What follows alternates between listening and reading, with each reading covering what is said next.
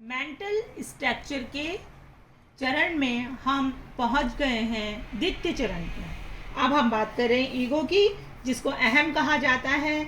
और इसको किस किस नामों से बुलाया जाता है? इसको अहम कह सकते हैं, यथार्थवादी कह सकते हैं, व्यक्तिवादी सिद्धांत कह सकते हैं इसे। चलिए बात करते हैं अहम के बारे में। ईगो क्या होता है? मन के गत्यात्मक पहलू का दूसरा प्रमुख भाग अहम है। जन्म के बाद के कुछ दिनों तक बच्चा पूर्णतः इदम के द्वारा निर्देशित होता है, परंतु सामाजिक नियमों एवं नैतिक मूल्यों के कारण उसके सभी इच्छाओं की पूर्ति नहीं हो पाती है। तब उसे निराशा का अनुभव होता है और उसका संबंध वास्तविकता से होता है। धीरे धीरे इसी प्रक्रिया में उसके अंदर अहम का विकास होता है। आप ऐसा मान सकते हैं कि ये जो अहम है ये व्यक्तित्व की कार्यकारी शाखा है, अर्थात वो हम उसे उसका अहम को व्यक्तित्व का कार्यपालक मान सकते हैं। फिर देखेंगे आप आगे कि बस इसी के आधार पर जब व्यक्तित्व कार्य करता है तो व्यक्ति का जो व्यवहार है वो समायोजित या कुसमायोजित होता है। मतलब ये व्यक्तित्व का जो ये पक्ष है अहम वाला, उसी पर ये निर्भर करता है। फिर देखेंगे आप आगे, अहम का संबंध हमेशा वास्तविकता से होता है। ये चेतन, अचेतन, अर्धचेतन तीनों को प्रभावित करता है, परंतु चेतन का प्रभाव इस पर अधिक होता है। ये समाज के सिद्धांतों से निर्देशित होता है। फिर हम देखेंगे और क्या है इसका जो संबंध है। हमने यहाँ पर लिखा है कि अहम अंशतः चेतन, अंशतः अर्धचेतन, अंशतः अचेतन होता है।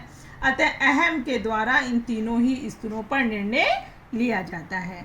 अहम का संबंध वास्तविकता से होता है, यह समाज के सिद्धांतों से निर्देशित होता है। ये चेतन, अचेतन, अर्धचेतन मैं आपको पूर्व में भी बता चुकी हूँ, तीनों से ही प्रभावित होता है। फ्राइड महोदय क्या कहते हैं ईगो इस स्तर के बारे में? तो फ्राइड ने ऐसे व्यक्तित्व को जो अहम से भरपूर है उसे मानवतावादी व्यक्तित्व कहा है। व्यक्तित्व के इस पक्ष में सामाजिक गुणों की प्रधानता होती है। यह अहम, इदम और परम अहम के मध्य संबंध स्थापित करने का काम करता है, संतुलन स्थापित करने का काम करता है, अर्थात सीढ़ी का काम करता है। मानव को मानव बनाए रखने का कार्य भी इसके द्वारा किया जाता है। तो अब आप देखेंगे कि अहम के बारे में हमने क्या क्या आपको बताया कि ये इसमें सामाजिक गुणों की प्रधानता रहती है। व्यक्ति की समस्त क्रियाएं सामाजिकता पर आधारित होती हैं और सामाजिकता पर आधारित क्रियाएं मनुष्य की होती हैं। इस कारण इसे मनुष्य का ये जो व्यक्तित्व है उसको हम मानवतावादी व्यक्तित्व कहते हैं। अब हम बात करेंगे यहाँ पर सुपर ईगो की। ये सुपर ईगो क्या होता है और सुपर ईगो को हम क्या क्या बोल सकते हैं? नाम देखेंगे। सबसे पहले मैंने रेड लाइन पे नाम लिखे हुए हैं, परम अहम, पराम, सुपर ईगो या आदर्शवादी सिद्धांत। इन सभी नामों से हम इसे बुला सकते हैं। देखिए अब क्या कह रहा है, मानव को मानव बनाए रखने का कार्य, मानव को मानव बनाए रखने का जो कार्य था वो अहम करता था। लेकिन जब हम सुपर ईगो की बात करते हैं तो हम यहाँ ये कहना चाहते हैं कि मानव को देवता तुल्य बनाए रखने का काम सुपर ईगो के द्वारा किया जाता है। व्यक्तित्व के इस प्रकार में आदर्शवादी गुणों की प्रधानता होती है। व्यक्ति की समस्त क्रियाएं सत्य, धैर्य एवं अहिंसा पर आधारित होती हैं, क्योंकि सत्य, धर्म और अहिंसा पर आधारित क्रियाएं देवताओं की होती हैं। अतः इसी व्यवहार के कारण व्यक्ति देवता तुल्य बन जाता है। और फ्राइड महोदय ने अपने विश्लेषणवाद में मेंटल स्ट्रक्चर में इसे देवीय व्यक्तित्व कहा है। व्यक्तित्व के इस प्रकार में चेतन मन की अधिकता होती है। व्यक्ति राष्ट्र और समाज के हित में कार्य करता है। वो उन कार्यों को करना पसंद नहीं करता जिससे किसी अन्य को हानि पहुंचे।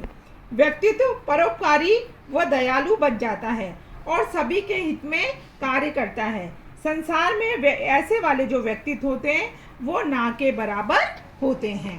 अब सुपर ईगो का बस मैं एक उदाहरण द्वारा अपनी बात को खत्म करना चाहूंगी। देखिए एक उदाहरण बता रही हूँ आपको कि जो परम अहम होता है वो व्यक्तित्व का नैतिक तंत्र होता है।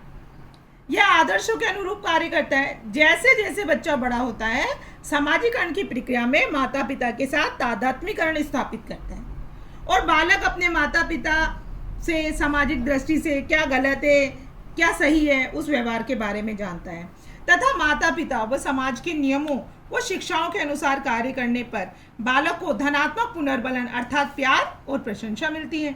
नियमों के उल्लंघन से सजा मिलती है जिससे बालक में अपराध बोध उत्पन्न होता है। इस प्रकार धीरे धीरे बालक में परम अहम का विकास होता है। अगर आप समझें तो परम अहम भी इदम की तरह अवास्तविक ही होता है क्योंकि वो वास्तविकता का ख्याल नहीं रखता। ऐसे संसार में इस तरह के व्यक्तित्व बहुत ही कम पाए जाते हैं। यदि ये मैं कहूँ कि नहीं पाए जाते तो भी अतिशोक्ति नहीं होगी। तो यहाँ पर हमने बात की आज फ्राइड के सिद्धांत की, मनोविश्लेषणवाद की, उसके अंतर्गत हमने बात की मानसिक संरचना की, उसके अंतर्गत बात की हमने मनोगतिकी की।